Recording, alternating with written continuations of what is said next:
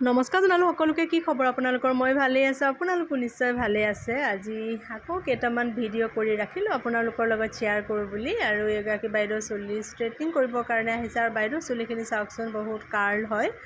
আৰু কিন্তু বাইদেউৰ চুলিখিনিৰ কোৱালিটিটো বহুত ভাল। তেওঁ নিজে অকণমান যত্ন লৈ থাকে, সেইকাৰণে তেওঁৰ চুলিৰ কোৱালিটিটো বহুত ভাল। আৰু 4 বছৰমানৰ আগতে তেওঁ আমাৰ ইয়াতে চুলি ষ্ট্ৰেইট কৰিছিলে। আৰু এতিয়া ষ্ট্ৰেইটটো প্ৰায় বেয়াই হৈ গ'লগৈ। আৰু এতিয়া আকৌ আহিছে তেওঁ ষ্ট্ৰেইটনিং কৰিবৰ কাৰণে। আৰু তেওঁ ষ্ট্ৰেইটনিং কৰি হোৱাৰ পাছত চুলিখিনি কেনেকুৱা হয় তাকো দেখুৱাম। আৰু এয়া বাইদেউৰ চুলি ষ্ট্ৰেইট কৰি হৈ গ'ল, আৰু কেনেকুৱা হৈছে জনাব।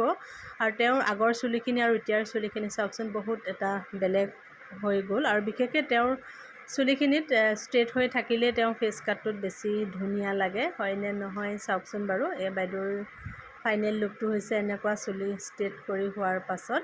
আৰু বাকী যিসকলে মোৰ ভিডিঅ'সমূহ চাই আছে, মই সকলোকে বহুত বহুত ধন্যবাদ জনাইছোঁ। আৰু অফাৰ যিহেতুকে আমাৰ পালত দিয়া হৈছে, যিসকলে কৰিম বুলি ভাবিছে সোনকালে আহিব। আৰু আজিলৈ আহিলোঁ।